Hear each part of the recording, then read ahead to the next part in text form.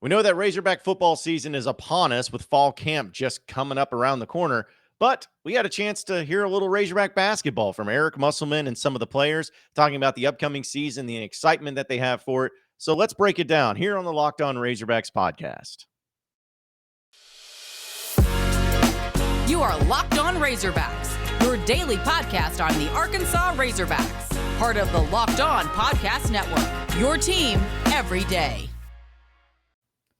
And welcome into the Locked On Razorbacks podcast. I am your host, John Nabors. I am also the host of Out of Bounds. You can catch every weekday afternoon from 1 to 4 on 103.7 The Buzz and 103.7thebuzz.com. This episode is brought to you by BetOnline. BetOnline has you covered this season with more props, odds, and lines than ever before. Head over to betonline.net where the game starts. It's Friday. Finally, we got here. We're at this point. Is it Friday or Thursday? Oh, my goodness, it's Thursday. Haha, but it's my Friday, actually, because I am going to be taking off tomorrow, heading down to old Big D to Dallas to visit some friends. So it is my Friday, so that's why it feels like such a Friday. But still, we'll have some great content for you. Don't worry, we'll still do a podcast. But I'm so excited about that, getting to go down there in the weekend, even though it's going to be like colder up here in Arkansas, which has been horrible as far as the weather goes, as far as really hot. But then we're going to go down to Dallas, and it's going to be just as hot, so not really changing anything there. But either way, it's Thursday, it's my Friday, but we're having some fun still because we're going to talk about some Razorback basketball, which I know everyone's in football mode. I am too. In fact, if you've been listening to the podcast, I've been hammering out football stuff right and left. And so to kind of go through a little bit of a deviation here, it had to be something significant. But I was like, it's a Thursday. It's, there isn't really anything significant going on with football just yet. And this would be a perfect opportunity to bring up some basketball because yesterday, Eric Musselman and the Razorback basketball team had an open practice to the media. They also had press conferences afterwards where you got to hear from Muss as well as from a few of the players like Anthony Black, like Nick Smith, and also Trevin Brazil. So you got to get a little piece of it, a little taste of it here right before football season, which, of course, I know people are excited about football, but basketball is right there into the mix as far as the excitement level goes. A lot of people are excited about it. And one of the things that people are going to be so fascinated by hearing from Eric Musselman is about his young team. Because let's be honest, each and every year that he's been here, he's had to have years where, and which is funny because he's only been here essentially 3 seasons. But I mean, if you're looking at in his first year, he took over a team that wasn't any of his players necessarily that he recruited, had to go into the portal to really help out. And the next year, you had a bunch of freshmen that were starting. 3 of the 5 freshmen were starters. And then last year, you had a lot of transfer vets coming in, like Stanley Mude, Audis Tony, guys that had played for a long time, mixing them in with some younger players. Didn't even rely on any sort of freshman at all last year. Still made the Elite 8 run. And now this year, it's a really young team. And Eric Musselman understands that. He understands that this is going to be a challenge for him, even though the talent is there. And he had actually kind of went on a long answer of how he's approaching it and the way that he's got to view this team as a new challenge for him. Take a listen. I think from our perspective, here's the thing that's really hard, and you hear, like, to make an NCAA tournament's hard. Like, this is the most challenging schedule that we've ever had since I've been here. Like, the Hawaii games, they're going to be really, really challenging. We saw what Oklahoma did to us in Tulsa. They kicked our butt. And you look at, or you think about, going, to Baylor. I mean, we're going to be really challenged. And I think the thing, Kevin, that I can't answer right now is what happens when adversity hits, because it's going to hit. And do freshmen run into a freshman wall? Those are all things that I can't predict. They're things that we can talk about. They're things that we'll try to address before they happen. Hey, if we go on a 2-game losing streak, here is how we are going to overcome that. And I think you always want to try to lay out all the hurdles that your team can run into prior to them happening. It doesn't do any good to react once they happen. It's just like you want to be prepared for every late game situation before you play your first game. I want the team to be prepared mentally what can happen during the course of the season. whether it be an injury, whether it be a guy can't play because of suspension or whatever it may be. How do we react to all those things? How do we react to a loss? What is it like to be around us in practice after a loss? What are the repercussions for how hard practice is going to, all those things I want to talk about and address. And then, do we have great talent? Yes, we do. But this is also the youngest team that I've ever coached by far, because we've been really fortunate to coach a lot of veteran-laden teams. But having said that, we had a pretty good year with 4 freshmen a few years ago, and 3 of them started. And we only start 5, so we started 3 freshmen in an Elite 8 run, but we have our work cut out for. Our league has gotten better every year that I've been in it. So that was Eric Musselman talking about some of the things that he's going to have to plan for with his young team. And here's the thing, which, of course, he's a phenomenal coach. I still believe that there is potential. He's not there yet because I know that it's just such a small sample size, but potentially, of all the great Razorback coaches you've had in basketball, he might be the best X's and O's coach and the best overall just mindset of a coach to ever be at Arkansas. Now, the success has been there with the Elite 8 runs, but, if he makes it to a Final Four national championship, we know that there's a high bar to try to get to, but he has all the makings of it. And the fact is that when you have a young team like what Eric Musselman has, first off, he's not going to feel sorry for himself because this is the team he put together.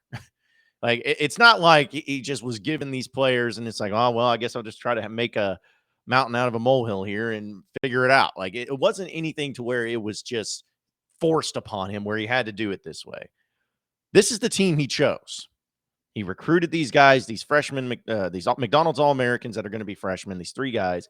He recruited these guys out of the transfer portal to come in here. He's done all of these things. This is his team and what he's put together. And I believe when he's saying the things that he's saying about the obstacles and the adversities that'll hit him once the season goes on, I think he's preparing for something that we saw last year and even the year before. Where with these Eric Musselman teams, as talented as they may be and as electric and fun as they may be, with young teams especially, you're going to hit these issues during the season. You're going to hit these droughts whether it's because last year, look at last year. When conference play started, like we had that Oklahoma got smoked, like he even mentioned there. You get to get smoked by Oklahoma, your first loss. And then I think you beat Elon, but then you lose to Hofstra. Or you lose to Hofstra after that in Little Rock. Pathetic. And then you start 0-3 in SEC play against teams which at the time didn't look to be that good. And honestly, they weren't that good. You probably should have won, but you just didn't look good at all. And people were like, what is happening? You went from being a top 10 team to suddenly you don't even look like you're an NCAA tournament team. And then we know things clicked on.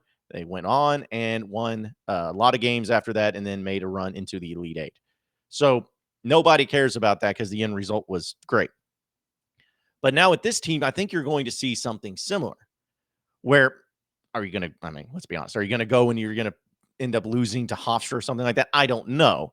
But you're going to see times at this upcoming season where they maybe take a little bit of a backseat. They maybe hit a little bit of a rough patch. They're going to lose some games maybe that you feel like they shouldn't lose. But again, what makes coaches great and what makes Eric Musselman one of the best coaches in the country, in my opinion, is that just give him a deck of cards and he'll find a way to beat you in poker. Like he'll find a way. He'll do it through bluffing. He'll do it with the actual cards he has in his hand. He'll do it through some shifting. He'll do it through whatever, manipulation, whatever. He will find a way to beat you if you just hand him some cards, no matter what's on them. And I feel like that's the same way that how he approaches when it comes to his basketball team and the players that he has. He will find a way to win. He will find a way to be successful with them. He'll find their strengths. He'll find their weaknesses. He'll raise up and elevate their strengths. He'll try to avoid their weaknesses at all costs, and he'll put the pressure on the other team to figure it out. I mean, I just can continue to see like what he's done year after year where each and every team has looked completely different. I mean, his second and third year teams may have been the most similar teams ever, but the only similarities is that you had Jalen Williams, Devo Davis, and JD Note. Like, those were the only significant pieces that played in one year to the next. And then in this year, you're not going to see any. And even in his first year to the second year, it was a completely different team. Like, nobody was the same. But yet the results still come forth. They still end up being incredible. And that's why I feel like as long as Eric Musselman's the coach, it doesn't matter who the players are on the team. He's going to find a way to win with them. But when you give him high-level, elite, NBA caliber talent, like he has with these McDonald's All-Americans, these guys that are potential one-and-done players, a Nick Smith who could be a top 5 draft pick in next year's NBA draft. You give him that, and then you give him some other really good players out of the transfer portal, some guys who are big-sized guys, which we'll talk about here in a second. But give them those guys. Give them talent. Give them athleticism. Give them a passion. Give them a drive. Give them guys that want to be great. Mix that into the recipe. Suddenly, when it comes to the cards that you just handed Eric Musselman, he's got a royal flush. He can't be beat. Forget all of his stuff where it's like, oh, I have to overcome this. I have to do this. I have to manipulate this. That doesn't matter. It's not the case anymore. He's got a royal flush in his hand. You can't beat him. He knows he's the best poker player in the world. Now he has the best cards to go along with it, too. That's what makes this team so fun to think about the chances of them going to that next level and being able to compete for a national championship. Now, it's not going to come easy. It's not going to be perfect. They're not going to go 40-0. I'm not saying that. But what I am saying is that, yes, it is difficult to get to the NCAA tournament. Yes, it is difficult to advance in the NCAA tournament. But if you're a Razorback fan and you're looking for reasons to be hopeful and confident, you got one of the best coaches and some of the best players to go along with them. The ceiling does not exist for this team. They could win it all, and nobody would bat an eyelash. That's the excitement that is coming with the Razorback basketball team this upcoming year. We'll talk more about or at least play another clip and talk about some things with Eric Musselman and the height that has been addressed on his basketball team here in just a second. But first, BetOnline.net is the fastest and easiest way to check into all of your sporting and betting needs. Find all your favorite sports and events at the #1 online source for odds, lines, and games. And find the reviews and news of every league, including Major League Baseball, NFL, NBA, NHL, combat sports, esports, and even golf. BetOnline continues to be the top online resource for all of your sports wagering information, from live in-game betting, sports and podcasts, and scores that they have you covered in all of those things. Head to betonline.net today or use your mobile device to learn more about the action happening all today over at betonline.net, where the game starts. You are Locked On Razorbacks, your daily podcast on the Arkansas Razorbacks, part of the Locked On Podcast Network, your team every day. All right, continuing on with our basketball discussion with Eric Musselman meeting with the media yesterday. We talked about the freshmen and the type of team that he has and maybe some of the obstacles that will come along with it. But one thing that you won't have to worry about with Eric Musselman's team this year is lack of height. In his first year, his tallest guy was Adriel Bailey at like 6'6". And then he had Connor Vanover and Jalen Williams the next year, which Vanover wasn't a factor, and Jalen Williams was a true freshman, but that was it. And then this past year is kind of the same thing. You had Jalen Williams and Connor Vanover wasn't a factor, but you went up against good teams like a Duke, and you were just drastically outsized. And it's something that I'm sure that Eric Musselman has looked at and says, we need to address this. We can't let this happen. Well, either way, the transfer portal proved to be very kind as far as the height goes, where they've added a bunch of guys that are 6'9" and above. And Eric Musselman is really excited about the fact that not only did they address the size, but what these big guys actually bring to the Razorback basketball team. I think some of you guys have written about it or talked about it. But when we played Baylor and we played Duke, I felt that size was a problem. I don't think that there's any hiding that. And I think that going into year 4, that the next progression was trying to fill roster management and maybe where we lacked in the prior years. In the first year we had, some really, really great shooters, but we had a center at 6'6". Now our point guard's 6'8". And Nick Smith 6'5". So those two guys that are going to predominantly play that position. And then Devo, all three of those guys can play that position. And Devo's 6'4", and he actually played the power forward for us in year one in the NCAA tournament when we played small ball. So, we've tried to continue to tinker with our roster management and try to improve areas that maybe were, and then we were just in a position where, with Jalen, when someone goes into that draft pool, with the way the rules are set up and the timing, you just move on, and you move on with your rosters as quick as you possibly can. Because I've been through it with Caleb and Cody Martin and Isaiah and Mason, and we can go on and on. And so, we addressed what we felt was a definite need. The last 2 years was, size up front. But now, those guys also have to, play the way we like to play, which is being able to pass, dribble, shoot. I mean, we're not all of a sudden just going to throw the ball in the post and be a grinded-out team. That's not how we're going to play. So it's really important that that our guys can play dribble handoffs, play off the pinch post, play off the elbow area, much like Jalen did for us, because that was a big part of our offense, was having a center who could draw the opposing centers away from the floor and not just stand at the rim. There's Eric Musselman speaking about some of the size and the benefits that's going to come along with it too there. And, it's incredible when he breaks it down and looks at from year to year how in his first season, they won 20 games. And we know COVID ended up cutting the season short. He won 20 games with a 6'6" post player. Now, Mason Jones and Isaiah Joe were great, but even Isaiah Joe, he was injured and out for 5 or 6 games. And their tallest guy was 6'6". That was their post player, was Adrio Bailey. And you had Jimmy Witt in there, and you had Desi Sills in there.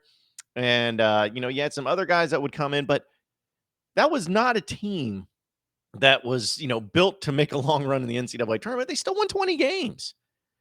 And, the past 2 seasons, we talked about the height and talked about the things that, may have held Arkansas back from taking that next step when they go up against big physical teams.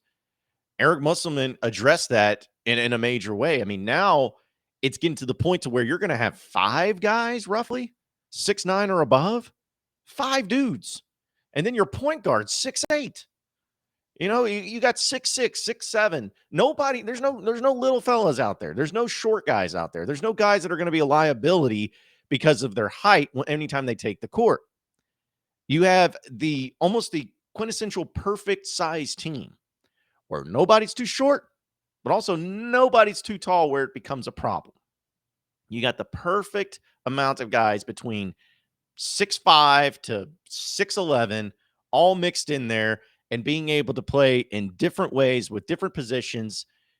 Like that's just how it should be built. Like that's incredible. So I listened to Eric Musselman talk about some of the guys and how they're going to have to adjust to their play and, increase their role on the team and figure out how they're going to make it work with the chemistry and all that stuff. And that'll come. Like that'll come in time. Like there's no problems there. But it's just something where if that was the one thing that you felt like maybe was holding a team back, or maybe that the Arkansas struggled against particular teams in, that's been addressed. So where's the weakness? Like where's the problem now? I mean, youth could possibly be it, because we even talked about that in the previous segment. Like, this is the youngest team that Eric Musselman has ever had at Arkansas, and maybe in his entire career.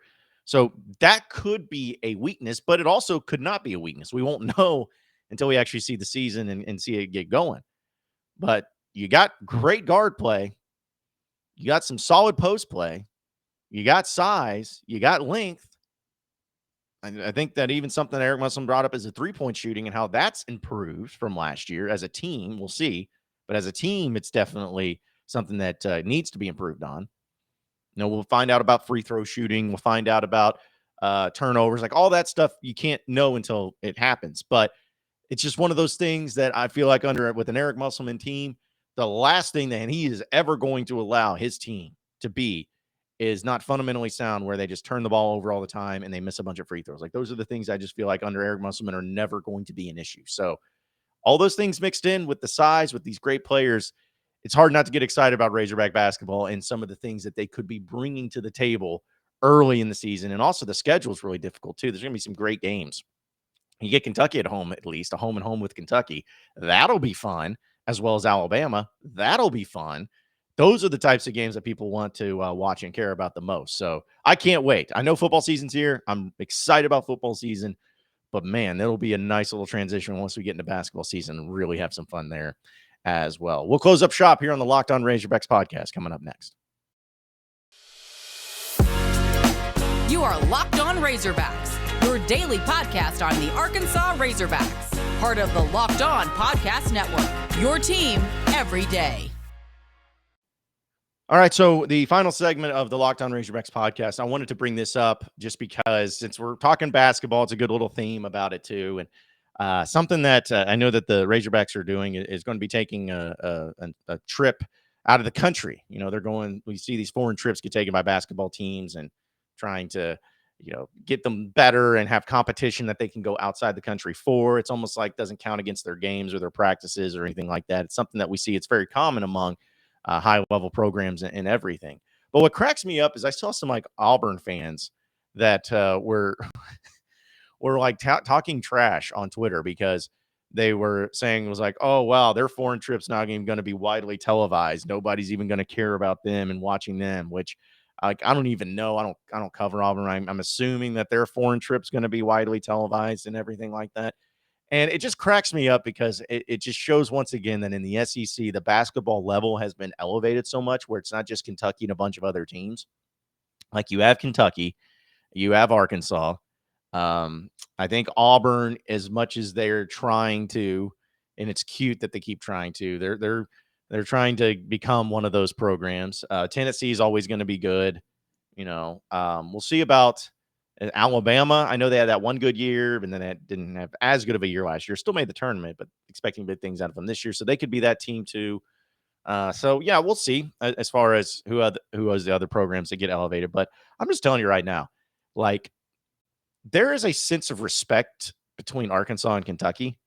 I think that in basketball, at least, where it's just like, listen, like Arkansas fans know that Kentucky is a better basketball program. Like no one's denying that, no one's putting that in. But I also think that Kentucky fans understand that Arkansas is a good basketball program with a good basketball fan base that is like part of the crew, part of the people that's like, hey, you've been around a long time. You've had really good basketball for a very long period of time. You had 2 Hall of Fame coaches in your program. You know what you're doing. You got it going on. And so those are the only 2 programs really in this conference that I believe that can really say that. Now you have a bunch of other programs that are just trying to play catch up. So I've said this before when it comes to how you approach, programs as far as being not a blue blood program necessarily, because I think that that's a very small category, but just high end, high level basketball programs, you have to have more than just one Hall of Fame coach. That's how I look at it. Because like for instance, Florida had Billy Donovan and nothing else. I don't consider them to be an elite program. They had an elite coach. They're not an elite program. Kentucky has had multiple Hall of Fame coaches. They're an elite program. They're a blue blood, if you want to put it that way. Arkansas has had 2 Hall of Fame coaches. And the way that Muss is going, if he continues to win at a high level, they may be 3. We'll see. So they have potential to have 3 Hall of Fame coaches. And those are really the only programs that I would put into that category. LSU's had some good coaches here and there. I think that Tennessee, I don't think you're going to call Bruce Pearl this Hall of Fame coach just yet. He might be into the mix, but that's pretty much it for them. I know they have had some other good coaches, but not multiple Hall of Fame coaches. I'm trying to think of any other programs that maybe off the top of my head that I'm missing, which I might be, and there's probably going to be people yelling at me in the comment section as far as that goes. But my point is that it cracks me up to see these programs that just became these programs that have basketball fans that just became basketball fans 3 years ago, trying to act like that they're big time. And it's cute. It's funny.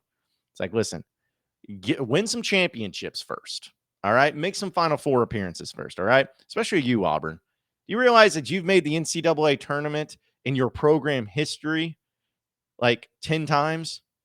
You know that Arkansas is closer to making it like that's almost as many Final Fours as Arkansas has had. Like, what are you doing? Like, you don't need to be talking trash. And that's also when Arkansas went through like a 15 to 20 year span of mediocrity as a program, and they still have you beat there. Like, don't give me that crap. Don't start that nonsense. This conference is ran by Kentucky, and then Arkansas is the one that comes up right behind it. Make no mistake. And that's why people are going to be looking forward to those Arkansas and Kentucky games a lot more than those Kentucky-Auburn games. And also, shouldn't you have an arena? If you're going to be a basketball program, shouldn't you have an arena that sits more than 10,000 people? Like, I feel like that should be also pretty much a thing. I know Duke doesn't have one, but that's like the exception to the rule. Like, can you really call yourself a basketball program if your arena's small? I don't think so. But that's just my opinion. Appreciate everybody listening in to Locked On Razorbacks podcast. Be sure to like and subscribe to the podcast on iTunes or on Google Play. You can also get after me on Twitter at BuzzJohnNabors for any questions, comments, concerns that you may have. We'll keep it going from there. Same podcast time, same podcast channel tomorrow afternoon. Have a great day, everybody. We'll see you then.